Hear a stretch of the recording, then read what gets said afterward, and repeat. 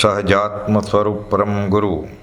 હે રામને ભજનારાઓ, રામને ભજવા હોય તો, અને હે મહાવીરને ભજનારાઓ, મહાવીરને ભજવા હોય તો અહીં આવો.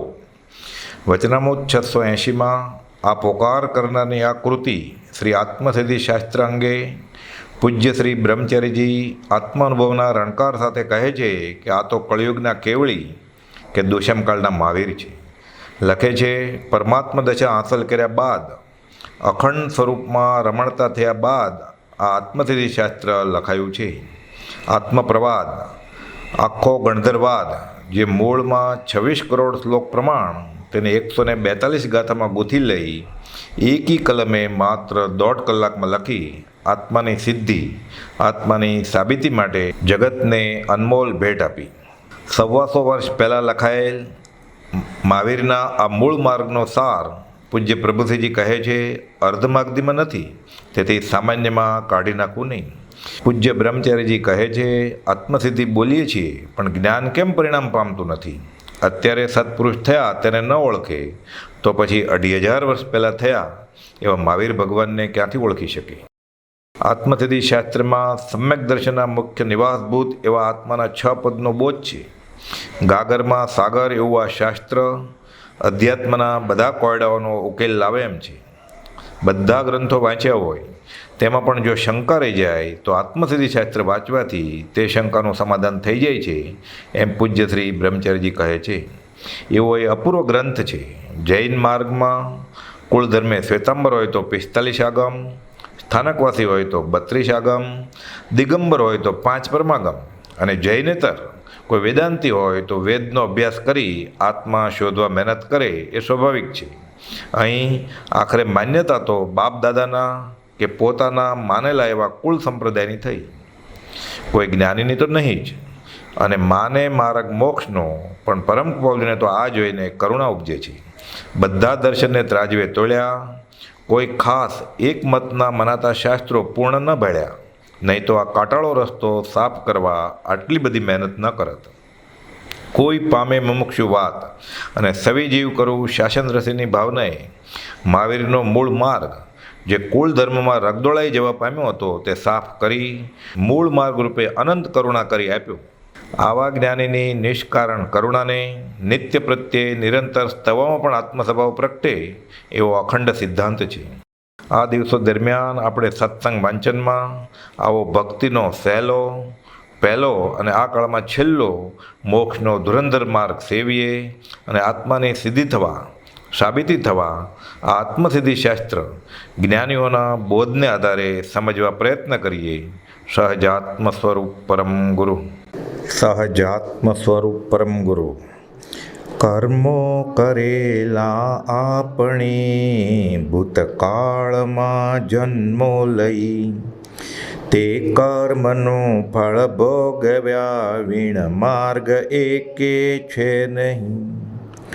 પરનું કરેલું કર્મ જો પરિણામ મુજને કરે, તો મુજ કરેલા કર્મનો અર્થ કાંઈ નહીં સરે. મુજ બુદ્ધિના વિકારથી કે સંયમના અભાવથી, બહુ દુષ્ટ દુરાચાર મેં સેવ્યા પ્રભુ કો બુદ્ધિથી. કરવું હતું તે ના કર્યું પ્રમાદ કેરા જોરથી, સૌ દોષ મુક્તિ પામવા માગો ક્ષમા હું હૃદયથી. પરમાત્મા શ્રીમદ રાજચંદ્ર ભગવાનના વચનામૃત વંચાય છે. આત્મસિદ્ધિ શાસ્ત્ર આપણે 2 પદ જોયા. એ શંકા, શિષ્ય ત્રીજી શંકા કરે છે. 71મી ગાથા કે જીવ કરતા છે જ નહીં, કર્મ બધું સહજ જ અનાયાસે ચાલ્યા કરે છે.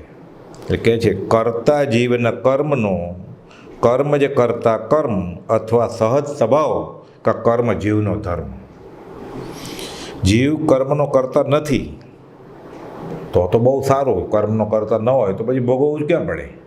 તો આ સંસારમાં દુઃખ ક્યાં રહે જ પછી? આ તો 4 ગતિ અને 24 દંડક જે આપણે અનંતકાળથી કર્મ કરતો આવ્યો છે જીવ, એ ભોગવતો જાય છે, નવા બાંધતો જાય છે, પાછો ભોગવતો જાય છે. ખબર નથી કે આ કર્મનું આ ફળ છે, પણ આ કર્મનું ફળ ને આ વિચિત્રતા એનું નામ સંસાર. એટલે જીવ કર્મનો કરતા નથી, કર્મના કરતા કર્મ જ છે. કર્મ પોતે જ કર્મ કરતા છે કે જીવ નહીં, અથવા અનાયાસે તે થયા કરે છે, સહજ ઓટોમેટિક. એમ નહીં ને જીવ જ તેનો કરતા છે એમ કહો તો પછી તે જીવનો ધર્મ જ છે. અર્થાત ધર્મ હોવાથી ક્યારેય નિવૃત્ત ન થાય.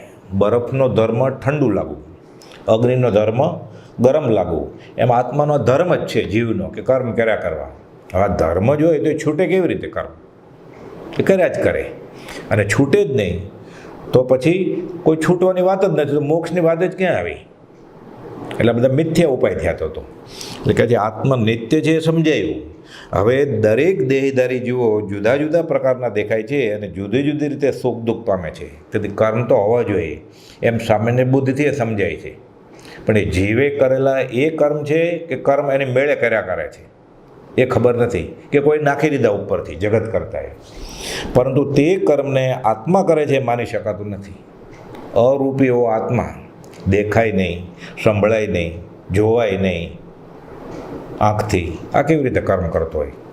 તેથી શિષ્ય શંકા કરે છે, જેમ દોરડાથી ગાયને બાંધી હોય ત્યાં દોરડાની ગાંઠ દોરડા સાથે જ હોય છે, ગાય સાથે ગાંઠ પડતી નથી, તેમ કર્મ વડે કર્મ બંધાય છે. એવું છે કે કર્મનો કરતા કર્મ જ છે, અથવા કર્મ કરવા તે આત્માનો સહજ સ્વભાવ છે. એટલે કર્મને કર્મ વળી ગયું, આત્માને નહીં. એવું છે કે છે શું? અથવા તો આત્માનો ધર્મ જ છે, તે કર્યા જ કરે. તેમ કર્મ વડે કર્મ બંધાય છે કે કર્મનો કરતા કર્મ જ છે, અથવા કર્મ કરવા તે આત્માનો સહજ સ્વભાવ છે? આ બધા પ્રશ્ન ઊભા કરે છે. એટલે કે હંમેશ કર્મ થયા જ કરે એવો તેનો સ્વભાવ છે. જેમ કે કોઈ કંઈ કર્યા વગર નિષ્ક્રિય રહી ન શકે, કંઈ ન કરે તો છેવટે શ્વાસોશ્વાસ તો ચાલુ રહેશે જ.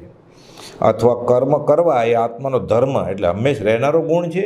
બધા પ્રશ્ન ઊભા કરે છે આ જટિલ. તેથી યજ્ઞ આદિ કરે, દેવલોકે જાય, વળી મનુષ્ય થાય અને કર્મ કરે એમ થયા કરે અને મોક્ષ થાય નહીં.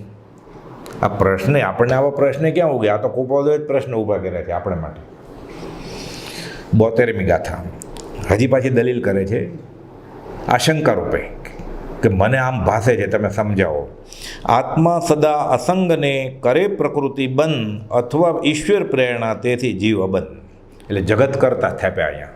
અને કાં તો આ પ્રકૃતિને એટલે અલગ અલગ સંપ્રદાયમાં દર્શનમાં જે કર્મના ખ્યાલ છે કે કેવી રીતે આત્મા સાથે જોડાણ થાય કર્મનું, અથવા જીવ કરતા કેવી રીતે બને, એ બધી રજૂઆત કરે છે. કે એમ નહીં તો આત્મા સદા અસંગ જ છે અને સત્વાદી ગુણવાળી પ્રકૃતિ કર્મનો બંધ કરે છે. એટલે સાંખ્ય યોગ બધા અલગ અલગ દર્શનમાં આ કર્મની અલગ અલગ થિયરી છે. તેમ નહીં તો જીવને કર્મ કરવાની પ્રેરણા ઈશ્વર કરે છે. આ સહેલામાં સહેલું. જ્યારે પોતાની બુદ્ધિથી કાંઈ સમજાય નહીં અને સૌ સાધન બંધન થયા રહ્યો અને કોઈ ઉપાય એટલે જગત કરતો પણ ઢોળી દે. પરીક્ષામાં કંઈ મહેનત કરી જ નહીં, ફેલ થયો, ભગવાનને ગમ્યું એ ખરું. મહેનત કરી જ નહીં, નુકસાન થયું, ભગવાનને ગમ્યું એ ખરું. અને જ્યારે ફાવે છે ત્યારે પોતાની હોશિયારીથી ફાવ્યો એમ સમજે છે. એટલે કહે છે જીવને કર્મ કરવાની પ્રેરણા ઈશ્વર કરે છે. તેથી ઈશ્વર ઈચ્છારૂપ હોવાથી જીવ તે કર્મથી અબંધ છે. એટલે મારો ગુનો છે જ નહીં કાંઈ. મહાભારતની લડાઈમાં દુર્યોધન કહે છે કે હું ધર્મ જાણું છું પણ આચરી નથી શકતો. કેમ? મને કોઈ શક્તિ કરાવડાવે છે. જેવી રીતે મને પ્રેરણા મળે છે એવી રીતે હું કરું છું. જાનામિ ધર્મમ ન ચ મે પ્રવૃત્તિ, જાનામિ પાપમ ન ચ મે નિવૃત્તિ, કેનાપી દેવેન હૃદય સ્થિતેન યથા નિયુક્તોસ્મિ તથા કરોમિ. આ સારું કે મને પ્રેરણા થાય છે, તો પછી મને પ્રેરણા થાય છે તો તારું માથું ફોડી નાખવું એમ ચાલે? એક મત આત્મા એટલે પુરુષને અસંગ માને છે, પુરુષ એટલે આત્મા, અને જડ પ્રકૃતિ કર્મ બાંધે છે તે આત્મા ભોગવે છે એમ માને છે. બીજે એમ માને છે કે ઈશ્વર એક છે, તેણે ચરાચર જગત રચ્યું છે. જગતના કાર્યો તે ઈશ્વરની ઈચ્છા મુજબ તેની પ્રેરણાથી થાય છે. એટલે આખું જગત કઠપુતલીના ખેલની જેમ ઈશ્વરના નાચે છે, નચાવ્યા નાચે છે. એ જ બધું દોરી સંચાર કરે છે ઉપર બેઠા બેઠા. જો એમ હોય તો પણ આત્મા કર્મનો કરતા કહેવાય નહીં. એટલે પોતાના હાથમાં કંઈ છે જ નહીં, બધું ઈશ્વર જ કરતા હોય, તો પછી આત્માને કેવી રીતે કરતા કહેવાય? એ ગુનો કરે છે તો પણ ઈશ્વર કરાવે છે, સારા કામ કરે છે તો ઈશ્વર કરાવે છે, લાભ અલાભ જે બી થાય છે બધું, તો આત્માને કરતા કેવી રીતે કહેવાય કે? એટલે પછી કહે છે આગળ કે માટે મોક્ષ ઉપાયનો કોઈને હેતુ જણાય, કર્મ તણું કરતાપણું કા નહીં જાય. શ્લેષ છે, માટે મોક્ષ ઉપાયનો કોઈ હેતુ જણાતો નથી. હવે આત્માના હાથમાં જ નથી કર્મ કરવા, કાં તો કર્મ જ કરાવડાવે છે અને કાં પ્રકૃતિના નિયમ અને કાં તો ઈશ્વર. તમે પોતે ક્યાં ગુનેગાર છે? એટલે એ તો અબંધ જ છે. માટે મોક્ષ ઉપાયનો કોઈ હેતુ જણાય જ નહીં, કે બંધાણો જ નથી, પછી છૂટવાની ક્યાં વાત? એના હાથમાં જ કંઈ નથી. તો કર્મ તણું કરતાપણું એટલે કાં છે જ નહીં, કાં નહીં અને કાં નહીં જાય. જો હોય તો એ જાશે નહીં. કેમ? એનો ધર્મ છે. જેમ બરફમાંથી ઠંડક ન કાઢી શકાય, અગ્નિમાંથી એની ઉષ્ણતા ન કાઢી શકાય, એમ આત્માનો સ્વભાવ જ હોય. આ તો કાંઈ છે જ નહીં, એટલે કર્મ તોનું કરતાપણું કાં નહીં અને કાં નહીં જાય. હોય તો ક્યારે જાય જ નહીં. એમ કાં નહીં જાય. માટે જીવ કોઈ રીતે કર્મનો કરતા થઈ શકતો નથી અને મોક્ષનો ઉપાય કરવાનો કોઈ હેતુ જણાતો નથી. હવે કરતા જ નથી, પણ છૂટવાની ક્યાં વાત આવી? છૂટેલું જ છે. તો આવ્યું ને આગળ કે આત્મા સદા અસંગ ને કરે પ્રકૃતિબદ્ધ. કાં જીવને કર્મનું કરતાપણું નથી, અને જો કરતાપણું હોય તો કોઈ રીતે તેનો સ્વભાવ મટવા યોગ્ય નથી. આ પ્રમાણે આત્મા કર્મ કરતો નથી એમ માનીએ તો પછી તેને કર્મથી છોડાવવાના ઉપાયો કરવાનું કંઈ પ્રયોજન જ નથી. અને કર્મ કરવાના સ્વભાવવાળો માનીએ તો તે સ્વભાવ કદી ટળે નહીં. તેથી પણ મોક્ષ માટે ઉપાય કરેલા સફળ થાય નહીં એવી શિષ્યને શંકા છે. હવે ગુરુજી સમાધાન કરે છે 74મી ગાથામાં. હોય અને ચેતન પ્રેરણા કોણ ગ્રહે તો કર્મ. માર્મિક સવાલ ઊભો કર્યો કે ચેતનની પ્રેરણા નથી તો કર્મ પકડ્યા કોણે? કર્મ તો જડ છે, જડને શું ઉપયોગજી? એટલે કહે છે હોય ને ચેતન પ્રેરણા કોણ ગ્રહે તો કર્મ. જડ સ્વભાવ નહીં પ્રેરણા જુઓ વિચારી ધર્મ. આ તો તમે વિચારી જુઓ, તમને દેખાય છે. ખુરશી ઉપર કોઈ બેસે, એ માણસનું વજન બહુ હોય તો ખુરશી એમ કે ઊભો થઈ જાય. ખુરશી ઉપર કંઈ ધગધગતી વસ્તુ મૂકે, લાકડાની ખુરશી છે, એ સળગે, એમાં ધુવાડા નીકળવા માંડે, બળવા માંડે, એ કે અહીંયાથી હટાવો. એ કહે છે જડ સ્વભાવની કંઈ પ્રેરણા તો છે જ નહીં. વિચારો તમે તો સહજ વિચારથી જ ખબર પડશે. જડનો પ્રેરણા કરવાનો સંબંધ જ નથી, સ્વભાવ જ નથી. ચેતન એટલે આત્માની પ્રેરણાનું પ્રવૃત્તિ ન હોય તો કર્મને કોણ ગ્રહણ કરે? જડનો સ્વભાવ પ્રેરણા નથી. જડ અને ચેતન બેયના ધર્મ તમે વિચારી જુઓ. કોઈ પણ કામ કરવામાં આત્માની પ્રેરણા છે તો થઈ શકે છે, સારું કે ખરાબ, શુભ કે અશુભ. જડ એકલું દેહના કાર્ય ન કરે. જડને ચેતનના ધર્મ સ્વભાવ વિચારી જુઓ તો સ્પષ્ટ જણાશે. જીવ ઉઠે નહીં, નક્કી કરે કે હું અહીંયા બેઠો, ઉઠવાનો જ નથી. ઘંટ પીડ્યો જમવાનો, અને નિયમ લીધો. ભૂખ બહુ લાગી છે તો પેટ જાય ત્યાં, પગ જાય ત્યાં.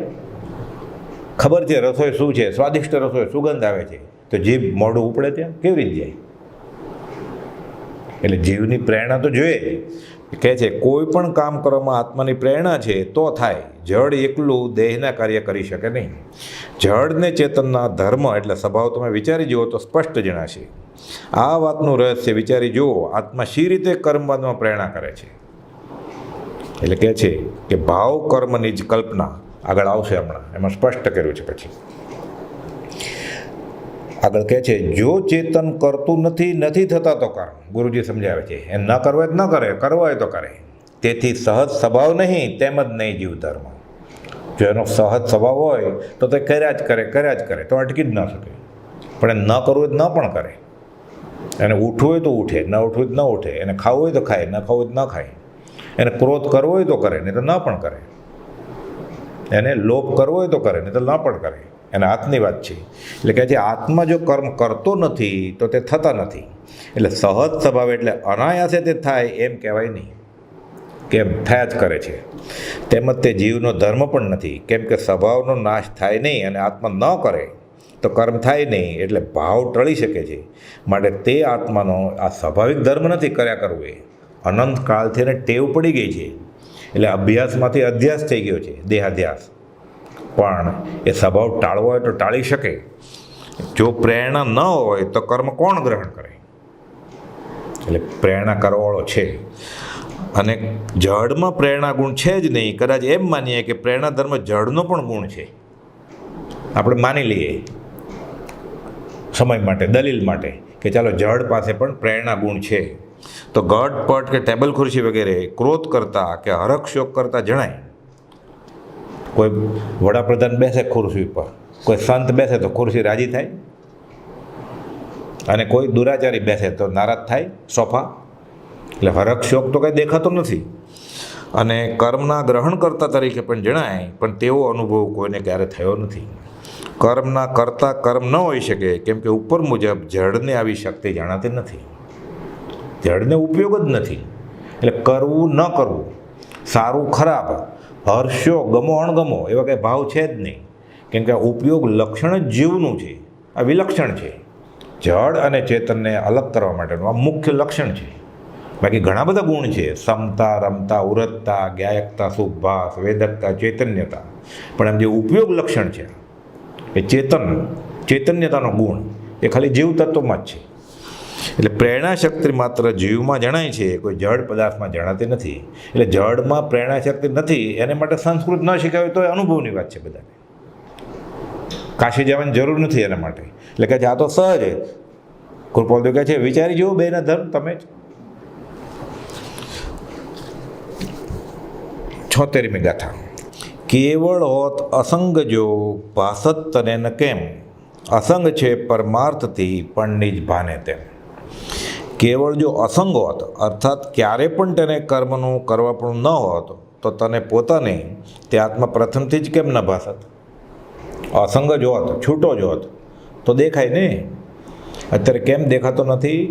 આરસી ઉપર મેલ આવી ગયો છે, એટલે પ્રતિબિંબ પડે છે, ઝીલાયેલું દેખાતું નથી કચરાને લીધે. આરસી સાફ કરે તો સ્પષ્ટ પ્રતિબિંબ દેખાય. એમ આત્મા ઉપર જ્ઞાન આવરણીય, દર્શન આવરણી બધા કર્મનો થર જામી ગયો છે. નહીં તો બધા જીવો જ્ઞાતા દ્રષ્ટા જ છે, સિદ્ધ જ છે. સર્વ જીવ છે સિદ્ધ સમ. સિદ્ધો જૈસો જીવ હે, જીવ સોહી શિવ હોય, કર્મ મેલ કા આંતરા, બૂજે વેરેલા કોઈ. એટલે કર્મ જાશે બધા, ત્યારે પછી બરોબર છે અસંગ છે. અસંગ છે પરમાર્થથી પણ નિજ ભાને તેમ. પણ અત્યારથી જ કે કરતાય નથી ને ભોગતાય નથી એમ નહીં. કેવળ જો અસંગ હોત, અર્થાત ક્યારે પણ તેને કર્મનું કરવા પણ ન હોત, તો તને પોતાને તે આત્મા પ્રથમથી જ કેમ ન ભાસત?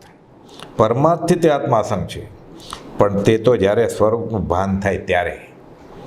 જો હંમેશા કર્મરહિત આત્મા સદા જુદો જ હોત, તો કશાય રહિત અને જ્ઞાન આવરણ આદિ આવરણ રહિત અનુભવમાં આવત. નિશ્ચય નહીંથી અસંગ કર્મરહિત કયો છે, પણ નથી તો નથી.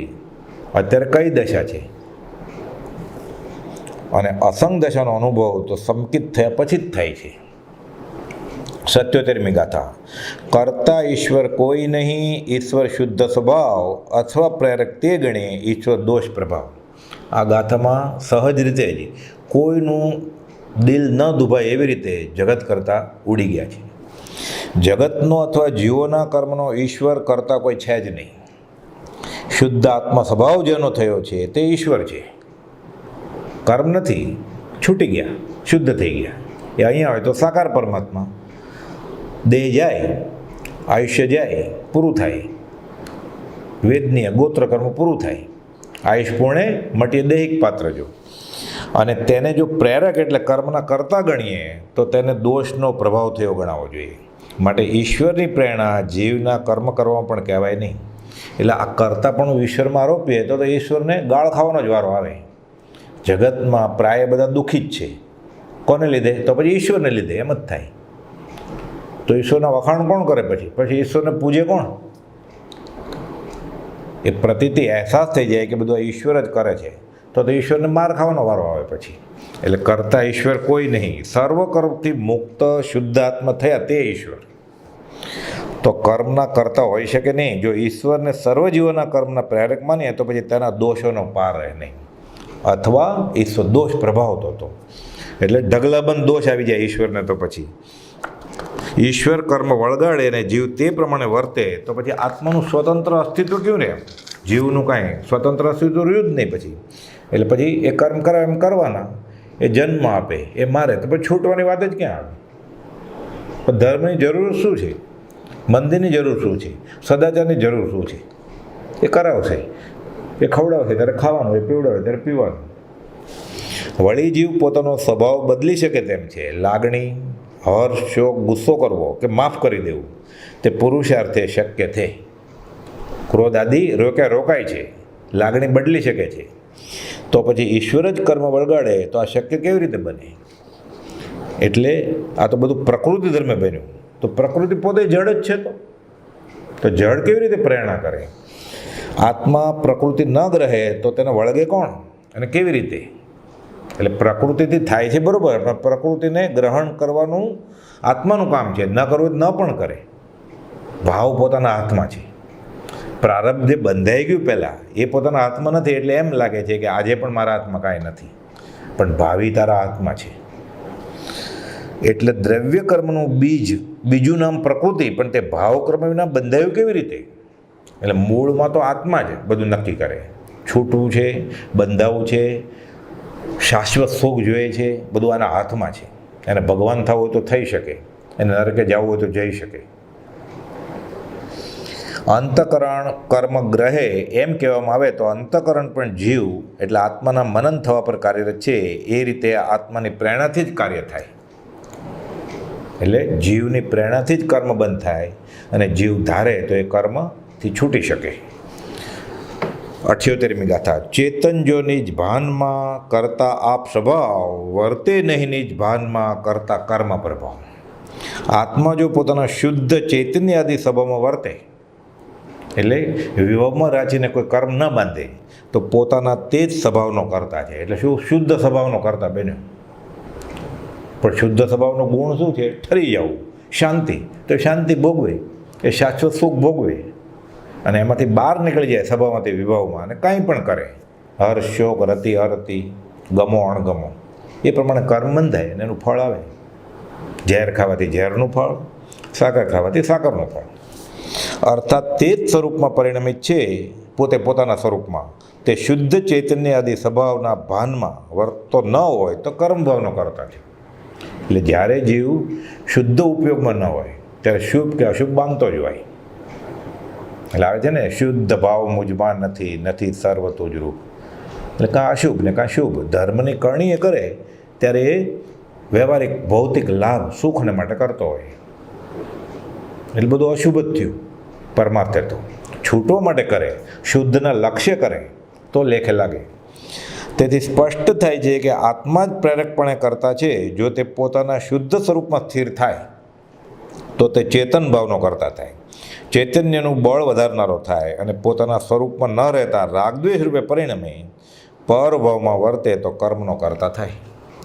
શુદ્ધ આત્મા તો અકર્તા જ છે, નિશ્ચય નહીંથી વિચારીએ તો. પણ એ તો અસંગ થાય ત્યારે ને.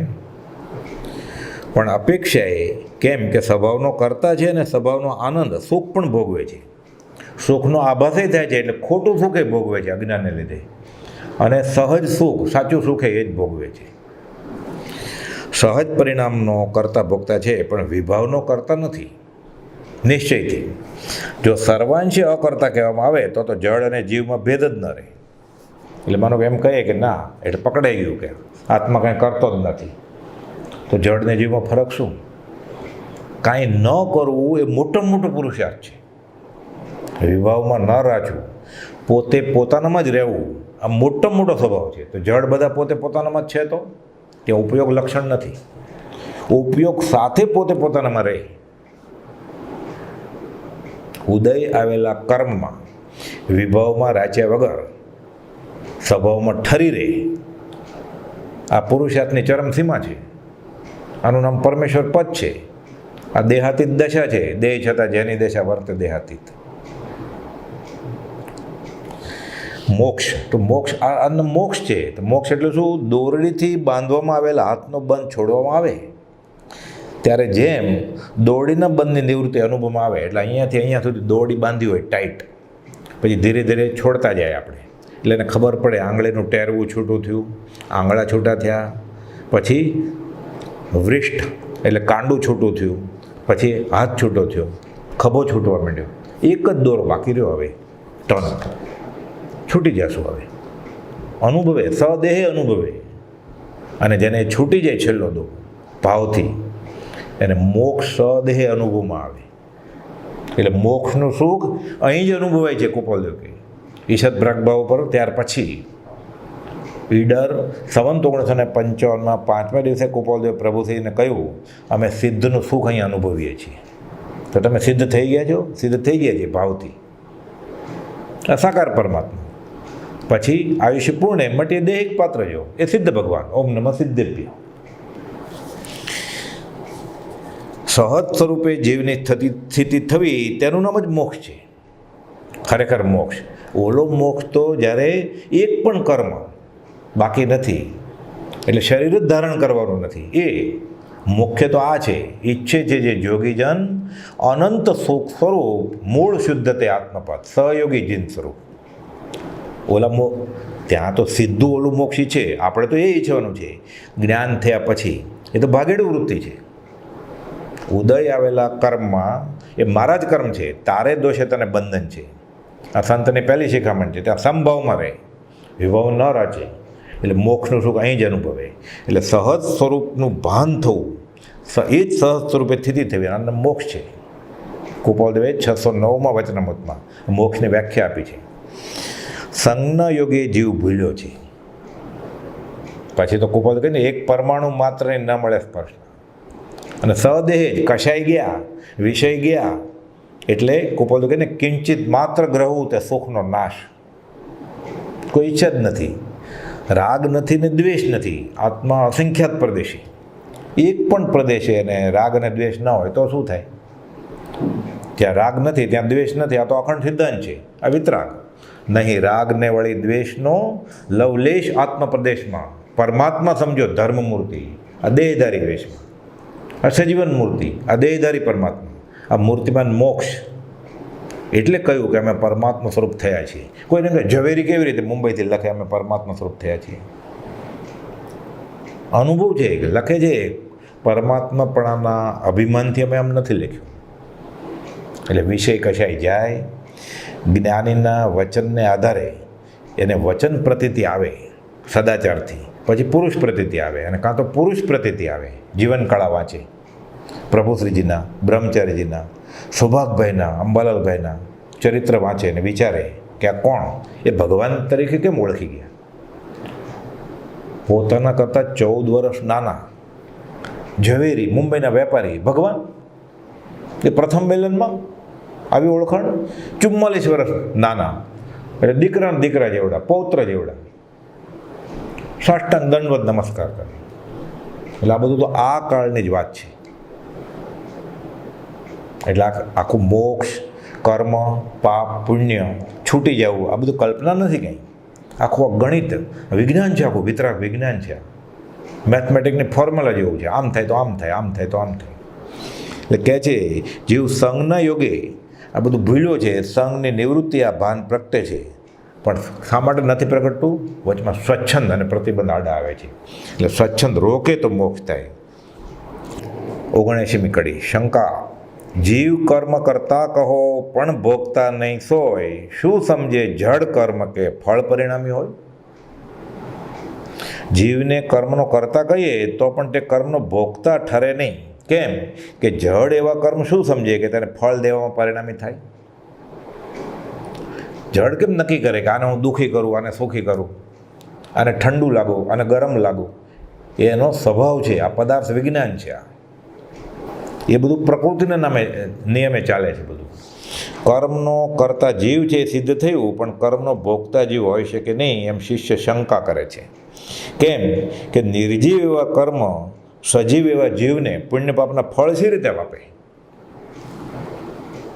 દલીલ કરે છે કે આ મને ગળે ઉતરતું નથી, ભોગતા કેવી રીતે થાય?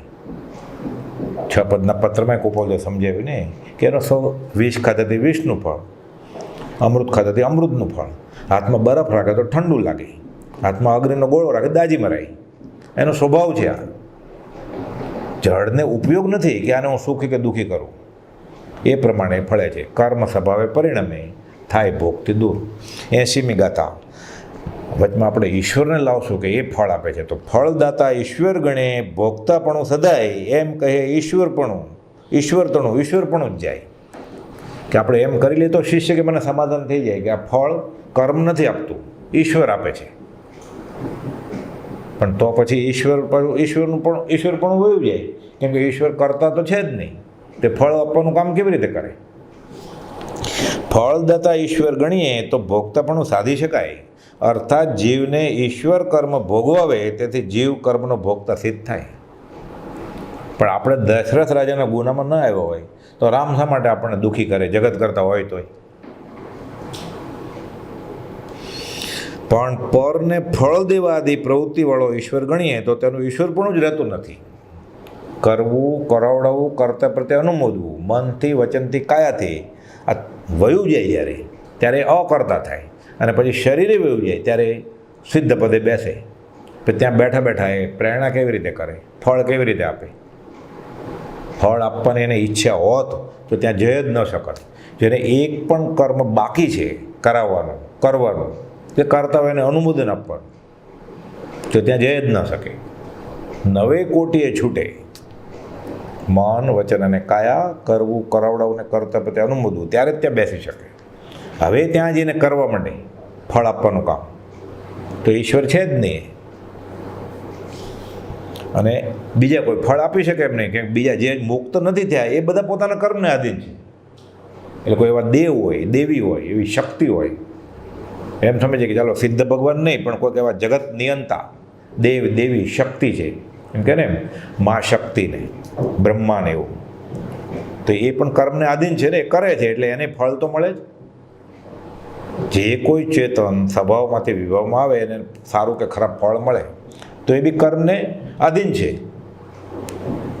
તો એ બી અવતાર લે. તો આપણે જેવા એ જીવ જ થયા, હાલતા ચાલતા હાથ પગવાળા, પણ જે ગતિમાં જાય તે જગત નિયંતા કેવી રીતે બને? એમ કહીએ ઈશ્વરપણું જ જાય. કર્મ પ્રમાણે ફળ પમાડવા એ કાર્ય તો કોઈ ન્યાયાધીશ જેવો ઈશ્વર કરી શકે, પરંતુ તેમ કરવા જતાં ઈશ્વરને કાર્યનો પાર રહે નહીં. એક એક જીવના અનંતા કર્મ અને અનંતાનંદ જીવ સંભાળે કેવી રીતે? આ ચોપડો રાખે, ચોપડો કેવી રીતે રાખે? કેવો ચોપડો રાખે? ટીટા ઘરના કાગળ લાવે, કાગળ ક્યાંથી લાવે? એટલા પેન ડ્રાઈવ, હાર્ડ ડિસ્ક, સમય કેટલાનું નક્કી કોણ કરે? અને આ ફળ આપીએ અને આ ફળ ન આપીએ. એના કાર્યનો પાર રહે ને એને ઉપર બતાવ્યું તેમ ઈશ્વર ઘણા દોષયુક્ત ઠરે. એટલે કોઈને ફાંસીની સજા આપે, કોઈને રોગી કરે, કોઈને ભોગી કરે, તો એ જ ગુનેગાર થયા. એવા દોષયુક્તને તો ઈશ્વર કહેવાય નહીં. સદોષ ઈશ્વર કેવી રીતે હોય? એનું નામ, ઈશ્વરનું નામ જ એ છે, એની વ્યાખ્યા કે એક પણ દોષ ન હોય. એટલે આ પણ એની દલીલ અસ્થાને છે. 81મી ગાથા. ઈશ્વર સિદ્ધ થયા વિના જગત નિયમ નહીં હોય, પછી શુભ અશુભ કર્મના ભોગ્ય સ્થાન નહીં કોઈ. હજી દલીલ કરે છે કે જો ઈશ્વર ન હોય તો પછી જગતમાં બધું આ નિયંતા આ સંભાળે કોણ બધું? ગોપાલદેવ જવાબ આપ્યો છે મોક્ષમાળામાં 101માં પાઠમાં. પહેલો જ બોલ, એક વેદ્યા નિયમ એ જગતનો પ્રવર્તક છે. સત અસત છે, અસત અસત છે. જીવ પોતાના કર્મનું ફળ ભોગવે છે. ઋતુ લતા પત્ર ફળ ફૂલ આપે યથા, માનવી મૂર્ખ મન વ્યર્થ શો છે. એ કર્મ બાંધે છે પહેલાં, જે એના ભાગ્યમાં જે સમયે જે લખ્યું તેને તે સમયે તે જ પહોંચે. એમાં ઉપર કોઈ સંચાલકની જરૂર નથી. તો અહીં પૂછે છે પછી શુભ અશુભ કર્મના ભોગ્ય સ્થાન તો કેવી રીતે હોય? નરક, દેવલોક, આ બધું કોણે બનાવ્યું? તેવો ફળદાતા ઈશ્વર સિદ્ધ થતો નથી, એટલે જગતનો નિયમ પણ કોઈ રહેતો નથી. અને શુભ અશુભ કર્મ ભોગવવાના કોઈ સ્થાનક પણ ઠરે નહીં. એટલે જીવને કર્મનું ભોગતું તો ક્યાં રહ્યું? જો કોઈ ઈશ્વર ન હોય તો નરક સ્વર્ગ કોઈ બનાવે નહીં, તો ત્યાં જવું જ ન પડે. તો કર્મને ભોગ પછી ફળ ભોગવવાની વાત જ ક્યાં રહી ગઈ? તેમ છતાં જગતની અંતતા ઈશ્વરને ન માનીએ તો આ મહાન જગતની વ્યવસ્થા કેવી રીતે ચાલે? સૂર્ય, ચંદ્ર આદિ જ્યોતિષકો, નારક, દેવ આદિની ભૂમિ વગેરે કર્મ ભોગવવાના ખાસ સ્થળ કોણે બનાવ્યા? નક્કી કોણ કરે કે અહીંયા જવાનું? સૂરજને સવારે ઉગવાનું, સાંજે સૂર્યાસ્ત વખતે ડૂબી જવાનું નક્કી કોણ કરે? આ બધું પદાર્થ વિજ્ઞાન છે. કેવળ જ્ઞાનીએ જ્ઞાનથી જાણ્યું છે. અત્યારે પોતાની બુદ્ધિમાં ન બેસે તો પણ શ્રદ્ધાથી માની લેવાનું, કેમ કે એ વિતરાગ હતા, એને કોઈ પણ મૃષા બોલવાનું પ્રયોજન નહોતું. આગળ ઉપર બધું સમજાશે. એની આજ્ઞાએ ચાલીશ અને વિષય કશે છોડીશ એટલે ધીરે ધીરે બધું સમજાતું જશે. એટલે સમાધાન કરે છે ગુરુજી 82મી ગાથામાં કે ભાવ કર્મની જે કલ્પના માટે ચેતનરૂપ જીવ વીર્યની સ્ફૂર્ણા ગ્રહણ કરે જળ ધૂપ. આ કર્મ કેવી રીતે બંધાણા અને પછી કેવી રીતે ફળ આવે એ સમજાવે છે કે ભાવ કર્મ જીવને પોતાની ભ્રાંતિ છે માટે ચેતનરૂપ છે, અને તે ભ્રાંતિને અનુયાયી થઈ જીવવીર્ય સ્ફુરાયમાન થાય છે. તેથી જળ એવા દ્રવ્ય કર્મની વર્ગણા તે ગ્રહણ કરે છે. એટલે સતત ઉપયોગ એ તો લક્ષણ છે જીવનું. હવે નિમિત્તો મળતા અથવા મનમાં વિચાર કર્યા કરતા કોઈ પણ જાતનો એ ભાવ કરે, વિષયથી કશાયથી, ઈચ્છાથી, ગમો અણગમો, રતિ અરતિ, રાગ દ્વેષ, એ પ્રકારના કર્મ વર્ગણાઓના સમૂહ લોકમાં ઠાંસીને ભર્યા છે. એક એક જીવના આત્મપ્રદેશની નજીકમાં જ છે, તદ્દન નજીક છે, એક ક્ષેત્ર અવગાહી રીતે નજીક છે. એ ભાવ કર્યો, અહીંયાથી બેઠા બેઠા એણે અમેરિકા જવાનો ભાવ કર્યો, પેરિસ જવાનો ભાવ કર્યો, ત્યાં જઈને કર્મ પકડવાનો નથી.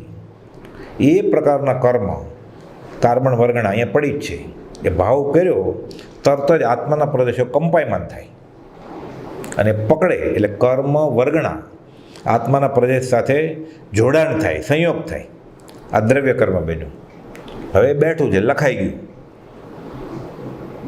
ચિત્રગુપ્તના ચોપડામાં નહીં, ગુપ્ત ચિત્ર આ લખાઈ ગયું. હવે ઉદયમાં આવશે. પછી એના બધા નિયમ છે, સ્થિતિ, પ્રદેશ, અનુભાગ, પ્રકૃતિ, એ બધું એ રીતે ઉદયમાં આવશે. એટલે કહે છે શું સમજીએ જળ કર્મ? કે શિષ્ય પૂછ્યું હતું, તેના જવાબમાં સમાધાન થાય છે કે કર્મ ચેતન પણ છે. એ રીતે આત્માના શુભ અશુભ ઉપયોગરૂપ ભાવ કર્મ છે. તેથી જીવનું વીર્ય સ્ફુરાયમાન થઈને યોગ ચંચલ થાય છે. ત્યારે જળ કર્મરજ આત્મામાં ગ્રહણ થાય છે. આ ચોંટે કેવી રીતે?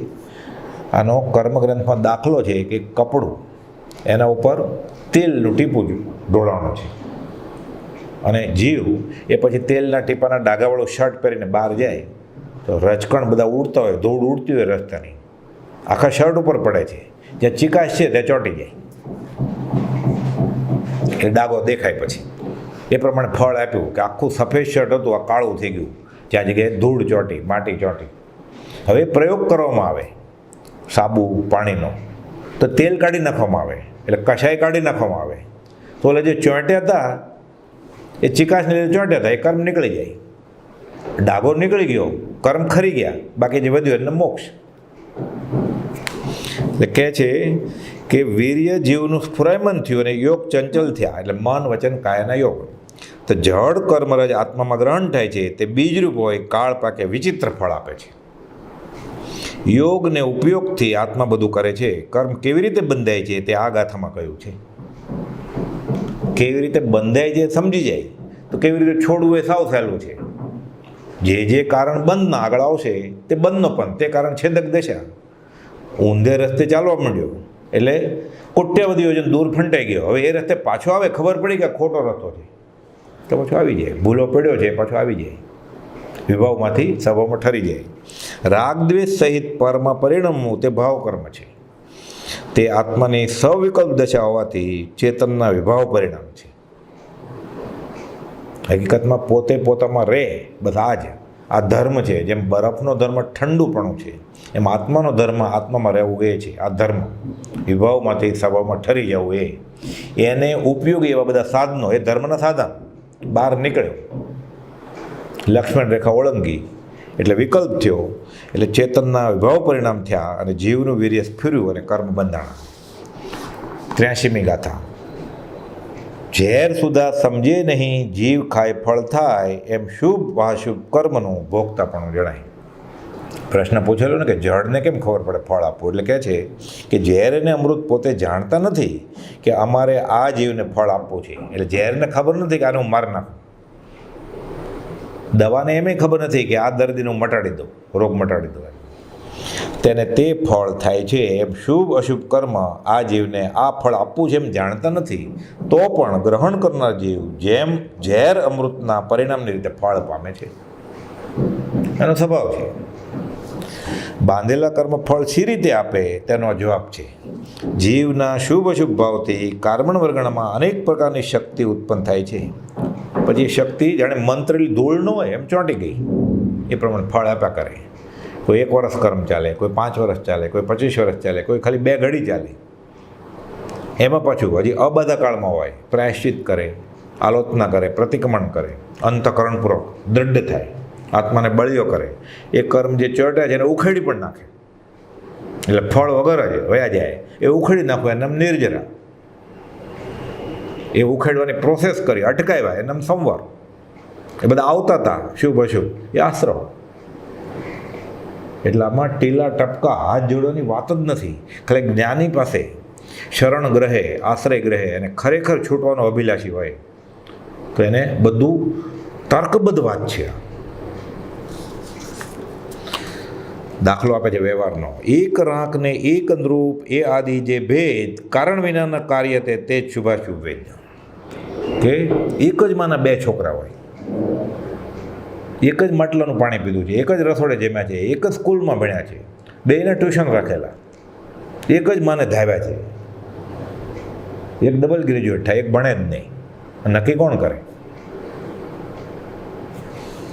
એક રાંક છે અને એક રાજા છે.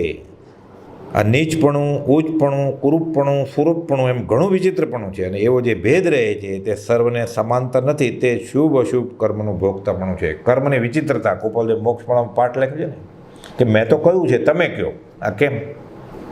છેલ્લે ન પણ માનતો હોય પૂર્વ ભાવમાં, તર્કબદ્ધ દલીલ કરે, પોતે વિચારે અંતરંગથી, વિષય કશાય છોડીને, ત્યાગ વૈરાગના ભાવથી, છૂટવાના ભાવથી. તેને ખબર પડે નક્કી કાંક એવું હોવું જોઈએ.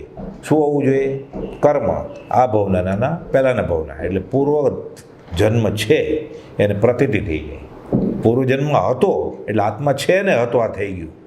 પછી તો કરતા ભોગતા સાવ સહેલું છે. કોઈ શ્રદ્ધા આવી પછી તો ખાલી એને જ્ઞાનીની આજ્ઞાએ ચાલ્યા કરવાનું છે.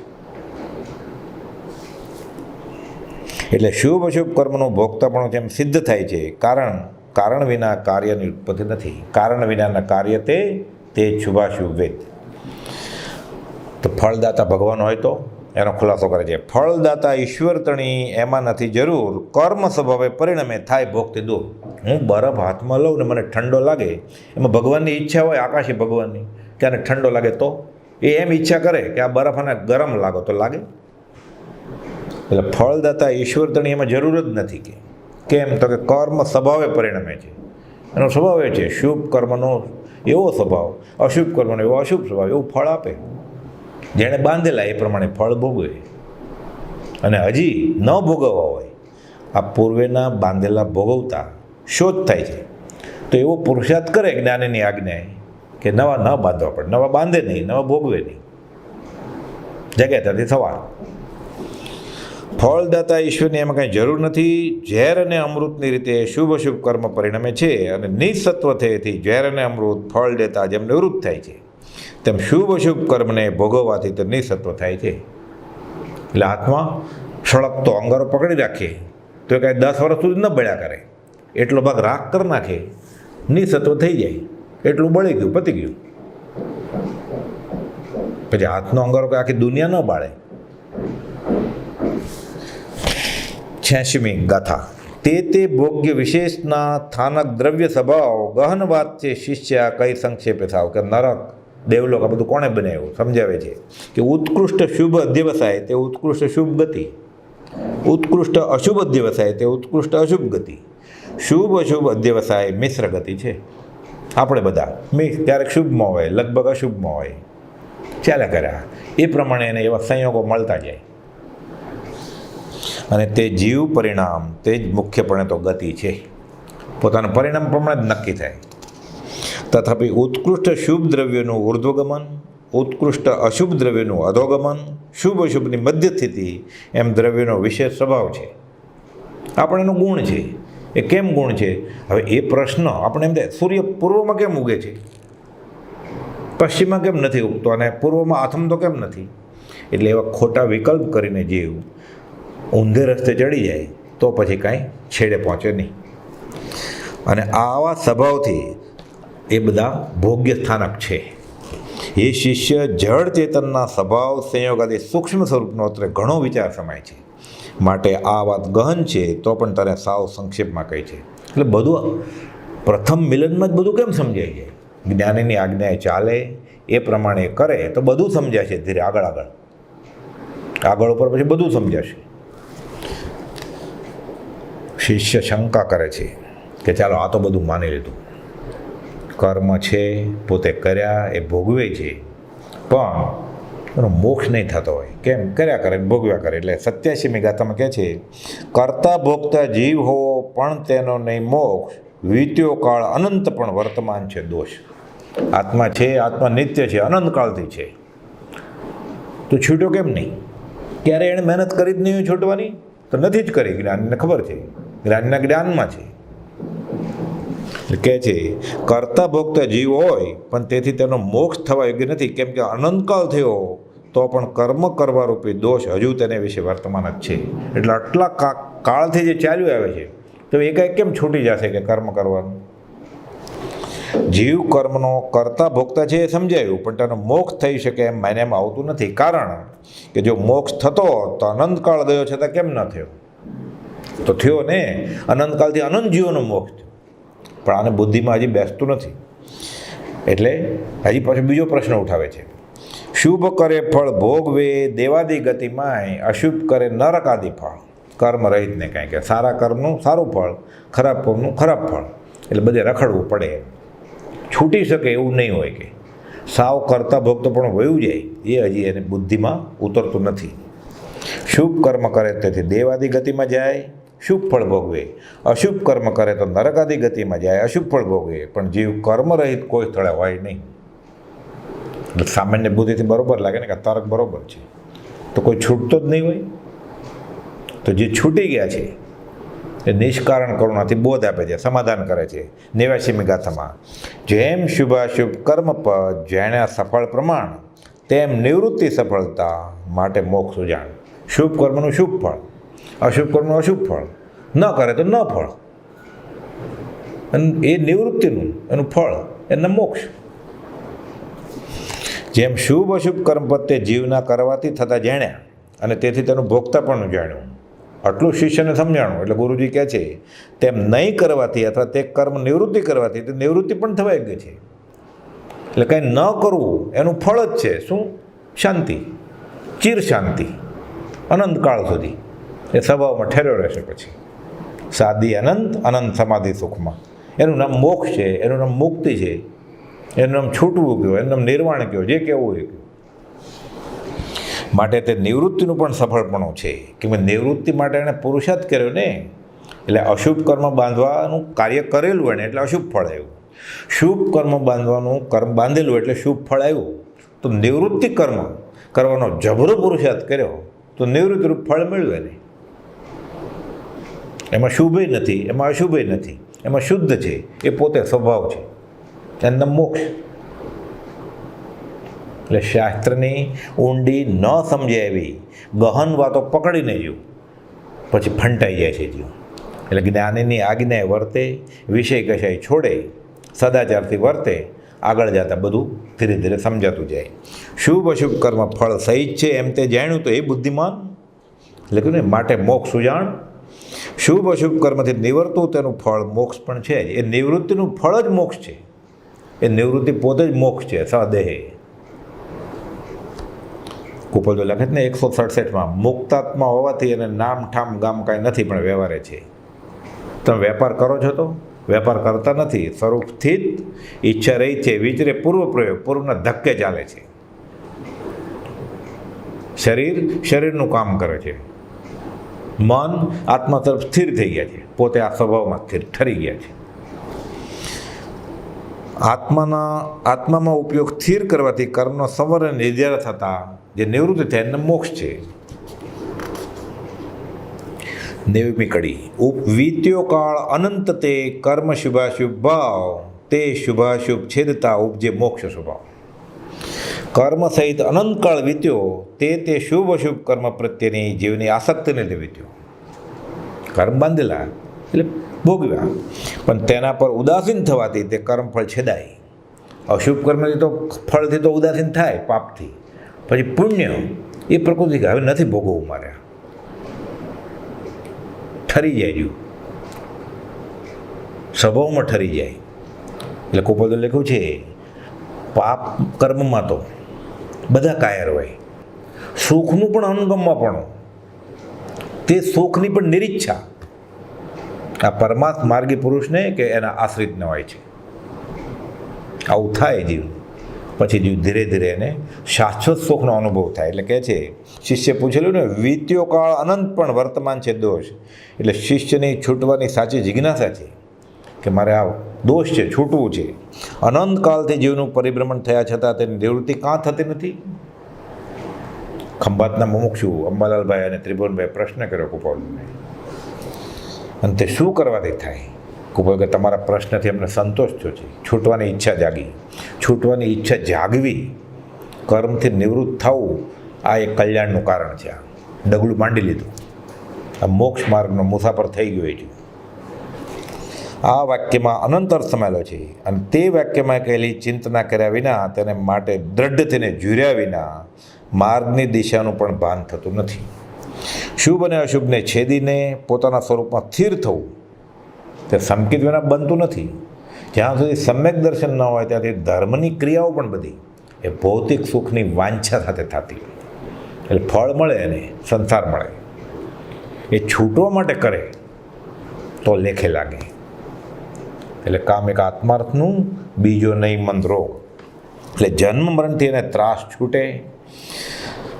આ બચવા માટે સદગુરુને શરણે જાય, તેમના બોધને અનુસરે અને આપેલી આજ્ઞા આરાધે, અને એમાં પ્રમાદ મૂકીને નિરંતર પુરુષાર્થ કરે તો જીવ આગળ વધે.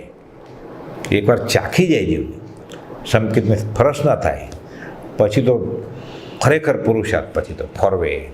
નિર્જરા પછી શરૂ થાય. પછી 91મી ગાથા. દેહાદિક સંયોગનો આત્યંતિક વિયોગ, સિદ્ધ મોક્ષ શાશ્વત પદે નિજ અનંત સુખ ભોગ. આમ કરતાં કરતાં કરતાં બધા કર્મ ગયા, પછી છેલ્લે ખાલી નામ, આયુષ્ય, ગોત્ર અને વેદની બાકી હતા. એ આયુષ કર્મ બી પૂરું થઈ ગયું, હવે કોઈ કર્મ બાકી રહ્યા નથી. તો શરીર ધારણ કરવાનું રહે કેમ? શુભ કર્મ ફળ હોય તો દેવલોકમાં જાય, અશુભ હોય તો અધોગતિમાં જાય, છે જ નહીં. તો દેહાદિક સંયોગનો અનુક્રમે વિયોગ તો થયા કરે છે, પણ પછી પાછો પકડે છે. એટલે એક દેહ છોડીને બીજો દેહ ધારણ કરે છે. તિર્યંજમાંથી મનુષ્યમાં, મનુષ્યમાંથી નરકમાં, નરકમાંથી પાછો મનુષ્યમાં આવે, રખડ્યા કરે છે. પણ આત્યંતિક વિયોગ એટલે ફરીવાર ગ્રહણ ન કરવો પડે એવો વિયોગ નથી થયો. એટલે જીવ જન્મે છે, મરે છે, પાછો જન્મે છે, એવું મરણ એને નથી કર્યું કે ફરીવાર જન્મવું જ ન પડે. દેહાદિક સંયોગનો અનુક્રમે વિયોગ તો થયા કરે છે, પણ તે પાછો ગ્રહણ ન થાય તે રીતે વિયોગ કરવામાં આવે તો સિદ્ધ સ્વરૂપ મોક્ષ સ્વભાવ પ્રગટે અને શાશ્વત પદે અનંત આત્માનંદ ભોગવાય. હવે શિષ્ય શંકા કરે છે કે ચાલો આ વાત તો બધી બરોબર તર્કબદ્ધ સમાધાન થયું ગુરુજીથી કે આ છે મોક્ષ, પણ મને કઈ રીતે મળે? કેટલા બધા ઉપાય બતાવે છે બધા. એટલે 92મી ગાથા. હોય કદાપી મોક્ષપદ નહીં અવિરોધ ઉપાય, કર્મો કાળ અનંતના શાથી છેદ્યા જાય. કે ચાલો માની લીધું કે છૂટા એવું છે, ખરા બુદ્ધિમાં બેસે એવું છે.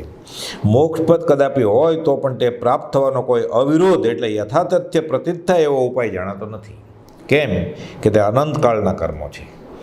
કર્મો કાળ અનંતના શાથી છેદ્યા જાય. તે આવા અલ્પ આયુષ્યવાળા મનુષ્ય દેહથી કેમ છેદાઈ જાય? કુપલદેવ સમજાવ્યું છે સાવ સરળ રીતે. જેટલો કાળ આ કર્મ બાંધવામાં ગયો એટલો કાળ પાછો કર્મ છોડવામાં જાય, અને જીવ સમયે સમયે અનંત કર્મનો વેપારી છે તો કોઈ છૂટે જ નહીં. પણ પછી સાવ સાદો સહેલો સરળ દાખલો આપ્યો કે એક લાંબુ દોરડું હોય મુંબઈથી અમદાવાદ સુધીનું, એક ખૂણે સળગાયું હોય એની અગ્નિ જાતા જાતા જાતા થતાં ક્યારે પહોંચે બીજા છેડે, પણ ફીંડલું વાળે દિવાસળી મૂકે તો કર્મો કાળ અનંતના સાથી છેદાઈ જાય. એક સાથે દિવાસળી મૂકે, ગોટો વળી ગયો, રાખ થઈ જાય, ભડકો થાય. એ દોરડાનો ગોટો વાળ્યો, પેટ્રોલ છાંટ્યું, દિવાસળી મૂકે તો કેટલી વાર લાગે સળગતા? 5 મિનિટ. અનંતકાળના કર્મો અલ્પ સમયમાં અંતર્મુહૂર્તમાં ખપાવી શકે છે. એટલે શિષ્ય કહે છે કે આ થાય, પણ આ જાય કેવી રીતે? એટલે ગુરુજી સમજાવે છે એને 92મી ગાથામાં કે આ મોક્ષનો ઉપાય છે એને ઈહાપો થાય.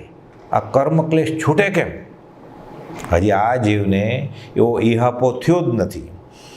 અને દર્શન પરિચય કહેવાય, અજ્ઞાન પરિચય, કે મને આ છૂટીશ કેવી રીતે? હું મને મૂળ વસ્તુ આ બુદ્ધિમાં બેસી તો હું છૂટું કેવી રીતે? છૂટું થાય અંદરથી.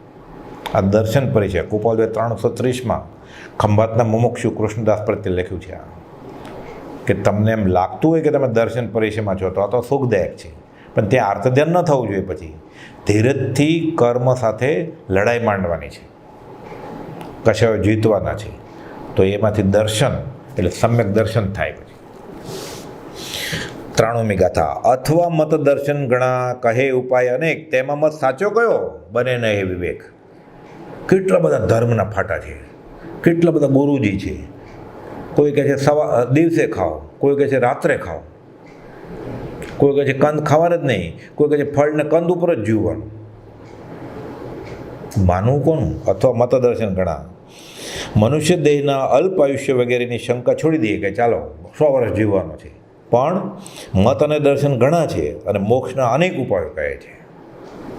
અર્થાત કોઈ કહે અને કોઈ કંઈ કહે ને કોઈ કંઈ કહે, તેમાં કયો મત સાચો એ વિવેક બનતો નથી. કે જગતમાં અનેક ધર્મોના મત અને દર્શન ચાલે છે, મોક્ષ થવા ભિન્ન ભિન્ન ઉપાય બતાવે છે, તેમાં કયો સાચો ને કયો ખોટો આ સમજાતું નથી. હજી પ્રશ્ન કરે છે, કઈ જાતિમાં મોક્ષ છે, કયા વેશમાં મોક્ષ? એનો નિશ્ચય ના બને, ઘણા ભેદ દોષ. કોઈ કે સ્ત્રીને મોક્ષ હોય જ નહીં, કોઈ કે બધાને હોય, કોઈ કે સફેદ કપડાં પહેરે શ્વેતાંબર થાય તો જ, કોઈ કે કપડાં કાઢી નાખે દિગંબર થાય તો જ, કોઈ કે ભગવા હોય તોય ચાલે, કોઈ કે લાંબી જટા રાખો, કોઈ કહે છે વાળ ખેંચીને કાઢી નાખો, લોચ કરી નાખો. બ્રાહ્મણ આદિ કઈ જાતિમાં મોક્ષ છે? કોઈ કે વાણિયાનો જ મોક્ષ થાય, બ્રાહ્મણનો જ મોક્ષ થાય, ક્ષત્રિયનો જ મોક્ષ થાય. દીક્ષાનો અધિકાર જ નથી સ્ત્રીને, મોક્ષનો અધિકાર જ નથી સ્ત્રીને. તો કોને સાચા માનો? જે કુળમાં જન્મ્યો એને સાચું માને ને આયુષ પૂરું થઈ જાય. એટલે કહે છે બ્રાહ્મણ આદિ કઈ જાતિમાં મોક્ષ છે અથવા કયા વેશમાં મોક્ષ છે, એનો નિશ્ચય પણ બનતો નથી. કેમ કે તેવા ઘણા ભેદો છે અને એ દોષે પણ મોક્ષના ઉપાય પ્રાપ્ત થાય. હવે અલ્પમતીથી, અલ્પ પુરુષાથી, અલ્પ આયુષ્યમાં નક્કી કેમ કરે? આ નિવેડો કેમ લાવે? જગતમાં જાતિ વેશના પણ ઝઘડા બહુ ચાલે છે. કોઈ બ્રાહ્મણને જ મોક્ષ કહે છે, કોઈ સ્ત્રીનો મોક્ષ નથી એમ કહે છે. દિગંબર, શ્વેતાંબર, સ્થાનકવાસી, દેરાવાસી, તેરા પંથ, મેરા પંથ. આ પંથ કેટલા છે? ભગવાન મહાવીરે કહ્યું 5મા આરામાં દુષ્મકાળમાં વિતરાગનો છૂટવાનો માર્ગ આ છાણણીથી છળાશે. કરવું શું? ગલી ગલીએ નવા ધર્મ, ગલી ગલીએ ગુરુજી બધા, તો માનવું કોને? આવી રીતે મોક્ષના ઉપાય ભિન્ન ભિન્ન ધર્મમાં ભિન્ન ભિન્ન કયા છે. જો મોક્ષનો માર્ગ હોય તો બધા ધર્મો તે એક જ રૂપે બતાવે. સૌભાગભાઈ કુપાલભાઈને પૂછે છે કે આ ધર્મની બાબતમાં જગતમાં આટલા બધા મત મંતર કેમ છે? જો છૂટવાનું સાચું જ હોય, ધર્મ સારી વસ્તુ હોય તો એક જ હોવું જોઈએ ને. પણ એમ કેમ બને? જ્યાં સુધી જેની બુદ્ધિ પહોંચી એ રીતે પ્રવર્પણ કર્યું અને એ રીતે એને માનનારાઓનું એક ટોળું બન્યું, ફાટા પડી ગયા આવી રીતે. એટલે કહે છે 94મી ગાથામાં કે જગતમાં મતાંતર કાં? સૌભાગભાઈ પૂછ્યું ને. પછી જાતિ વચમાં લાવે, વેશ વચમાં લાવે. 95મી ગાથામાં કહે છે તેથી થાક્યો શિષ્ય, એટલે કહે છે તેથી એમ જણાય છે મળે ન મોક્ષ ઉપાય, જીવાદી જાણ્યા તણો શું ઉપકાર જ થાય? કે આ બધું જાણ્યું પણ ઉપાય તો છે નહીં, તને ફાયદો શું થયો? આટલી બધી મહેનત કરી શિષ્ય કહે છે. તેથી એમ જણાય છે કે મોક્ષનો ઉપાય પ્રાપ્ત થઈ શકે એવું કાંઈ છે નહીં. માટે જીવ આદિનું સ્વરૂપ જાણવાથી પણ શું ઉપકાર થાય? આત્મા છે, નિત્ય છે, કરતા ભોગતા બધું જાણ્યું, મોક્ષે જાણ્યો, પણ એનો ઉપાય તો છે નહીં સાચો. તો બધી મહેનત એળે ગઈ એમ સમકે છે. અર્થાત જે પદને અર્થે જાણવા જોઈએ તે પદનો ઉપાય પ્રાપ્ત થવો અશક્ય દેખાય છે. નાસીપાસ થઈ જવા જેવું થાય ને. મને તો મોક્ષનો ઉપાય હોય એમ મનાતું નથી, અને જો મોક્ષ મેળવી શકાય એમ હોય નહીં તો પછી આત્માનું જ્ઞાન એ નિષ્ફળ જ થયું ને. કરી કમાણી ધૂળમાં ગઈ. એટલે પછી કહે છે 96મી ગાથામાં, પાંચે ઉત્તરથી થયું સમાધાન સર્વાંગ, સમજુ મોક્ષ ઉપાય તો ઉદય ઉદય સદભાગ્ય. એટલે આમ તો શિષ્ય હવે સમજી ગયો છે કે આટલું બધું મને સમજે એવું એટલે છૂટવાનું તો હોવું જોઈએ, પણ મને સમજાતું નથી. એટલે હવે ઉતાવળ થઈ કે ક્યારે છૂટું ક્યારે છૂટું. આ બંધન પ્રેરણા અવલોકનમાં આવે છે ને કે આ ક્રમ સેવવો પડશે. કોઈ ક્રમ નહીં, હવે જલ્દી બતાવો. આ આપે પાંચે ઉત્તર કયા તેથી સર્વાંગ એટલે બધી રીતે મારી શંકાનું સમાધાન થઈ ગયું. આત્મા છે, નિત્ય છે, કર્તા છે, ભોગતા છે, મોક્ષ છે. આ 5 પદનું સમાધાન થઈ ગયું. પણ જો મોક્ષનો ઉપાય સમજ્યું તો સદભાગ્યનો ઉદય ઉદય થાય. અહો અહો પછી તો હાશકારો થઈ જાય. એકવાર રસ્તો મળી ગયો. અને ઉદય ઉદય 2 વાર શબ્દ છે તે 5 ઉત્તરના સમાધાનથી થયેલી મોક્ષપદની જિજ્ઞાસાનું તીવ્રપણું દર્શાવે છે કે આ બધું બરાબર છે, હવે ખાલી ઉપાય બતાવી દો એટલે એ રસ્તે હું કમર કસીને દોડું, પછી મારો પુરુષાર્થ ધર્મ ફરવું. આપે કૃપા કરીને આત્મા છે, આત્મા નિત્ય છે, આત્મા કર્તા છે, ભોગતા છે, મોક્ષ છે, એ 5 પ્રશ્નના ઉત્તર આપીને સમજાયું તે મને પૂરેપૂરું સમજાયું છે. એટલે શિષ્યને હવે સમ્યક દર્શન થઈ ગયું છે.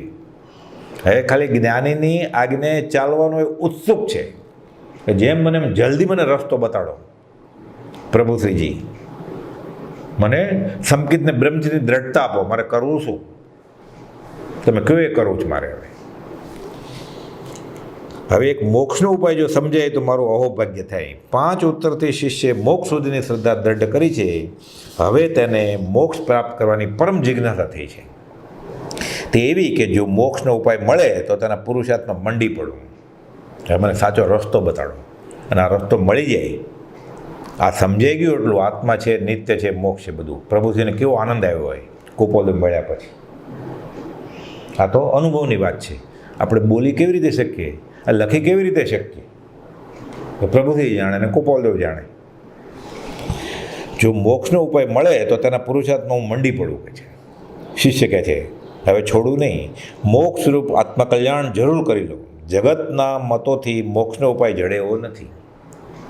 આવ્યું ને? અથવા મતદર્શન ઘણા, જ્યાં જઈને પૂછીએ સૌ સ્થાપે અહમ એવું. તો એવો પુરુષ કોઈ મળી જાય કે જેને આપણી પાસેથી કંઈ જોતું નથી, એની પાસે છે અને એનો વિશ્વાસ કરી શકાય. એટલે આપતા અને પ્રાપ્ત નિર્દોષ નરનું કથન માનો તે જેણે અનુભવ્યું. એક જ દાખલો ખાલી લઈએ ગોપાલદેવના જીવનનો. શતાવધાન કર્યા અને 19 વર્ષ છોડી દીધા. એને જગતમાંથી કંઈ માન જ નહોતું જોતું. જેને આ જગત સાવ સોનાનું થાય તો તૃણવત છે, એ આપણે આગળ શું ઈચ્છતા હોય પૂજા આદિની કામના. એ કહે છે તમારા નમસ્કાર 14 રાજલોકમાં વિખરાઈ જાઓ, અને આપણે આગળ શું જોતું હોય? તો એ જ રસ્તો બતાવે નિર્દોષ નર, એને અવધારે જીવ તો મોક્ષ હથેળીમાં છે. પછી જગતના મતોથી મોક્ષનો ઉપાય જડે એવો નથી, પરંતુ તેને સદગુરુમાં શ્રદ્ધા છે કે તેઓ જરૂર મોક્ષનો ઉપાય પણ બતાવશે અને આરાધતા પોતે પણ મોક્ષ મેળવશે. એવી પોતાની તત્પરતા થઈ છે. એટલે ઉલ્લાસમાં આવી જઈને કહ્યું કે હું આવો મોક્ષનો ઉપાય સાંભળું એટલી વાર છે. હવે ઉદય ઉદય સદભાગ્ય ઉપાય સમજાય એટલે મારો મોક્ષ અથવા મારા સદભાગ્યનો ઉદય થયો જ સમજવું. એટલે કૃપાદુ લખ્યું ને, સત્પુરુષ મળ્યા પછી આત્મજ્ઞાન સાવ સહજ છે, સરળ છે. જેને મળ્યા જ નથી અને મળ્યા તો એણે સ્વીકાર્યા નથી. એટલે મારો મોક્ષ અથવા મારા સદભાગ્યનો ઉદય થયો જ સમજો. અહીં જીવની પાત્રતા એટલે ગુરુ બતાવે તે કરવાની તત્પરતા બતાવી છે. અહીંયા કહે છે હું માનું છું, પંચ કે માથા ઉપર મારી ખીલ્લી ખસશે નહીં. તમે કહો છો એ બધું સાચું, હું કાંઈ આચરણમાં લાવીશ નહીં. હું સંપ્રદાયની, હું ઓક સંજ્ઞાની મારી જે માન્યતા છે કુલ ધર્મની એ છોડવાનું નથી. એટલે બધું મળી ગયું છે, છતાં ખાલી જ છે હજી સાવ. આવી તૈયારી પોતાની હોય પછી જ સદગુરુ ઉપદેશ આપે તે પરિણામે. હજી પાત્ર બન્યો નથી એ. કેમ? અનંત દોષનું ભાજન શું કરું ના, એ વાસણ ખાલી થાય એ દોષ નીકળે. હજી બધું મોતૈયા ચોખાથી કોઠી ભરી છે, એ કાઢે તો પછી બાસમતી એમાં નાખે ને. 2 વાર ઉદય કહ્યું તે શિષ્યને ઉલ્લાસપૂર્વક આનંદ થયો છે તે સૂચવે છે.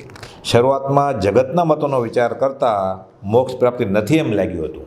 પછી સદગુરુને શંકા કહેતા તેના ભાવ ફેર્યા કે આ 5 જવાબ મને બરોબર આપી દીધા, અનંત કાળથી જે સમાધાન મને થયું જ નહોતું એ સમય માત્રમાં જાત્યંતર કરીને ભાવ નિવૃત્તરૂપ કરી નાખ્યું, સંકેત આપી દીધું ગુરુજીએ. એટલે એને અહેસાસ થાય છે, આવે પ્રતીતિ આવે છે કે કહેનાર પુરુષ સાચા જ છે. એ કહે છે એમ જ મોક્ષ માર્ગ હોય. હવે મને જલ્દી બતાવો, હવે આજ્ઞા આપો. આ આજ્ઞા રુચિ, આ બીજ રુચિ સમ્યકત્વ છે. આ કેવળ જ્ઞાનનું બી છે. આગળ જતાં સ્પષ્ટ જીવાજીવનું જ્ઞાન થાય અને કેવળ જ્ઞાન પ્રગટે પછી. એટલે કહે છે કે સદગુરુને શંકા કહેતા તેના ભાવ ફરી ગયા, સંકિત થઈ ગયું હવે. અને અવશ્ય મોક્ષનો ઉપાય પણ સદગુરુ બતાવશે અને મારું પરમ કલ્યાણ પણ થશે. આમ જ હોય મોક્ષ માર્ગ. એ શિષ્યને થઈ ગયો એવો શ્રદ્ધાયુક્ત ભાવ થયો. એટલે આ શિષ્યને, આત્મસિદ્ધિના શિષ્યને, એટલે જેણે આત્મસિદ્ધિ કરી એને સંકેત થઈ ગયું છે. હવે ગુરુજી મોક્ષનો ઉપાય બતાવશે. એ ગુરુજી કે એ કરવાનું, એટલે મોક્ષ અહીંયા જ હથળીમાં. એ હવે આપણે અવસર લેશું. સહજાત્મ સ્વરૂપ પરમ ગુરુ.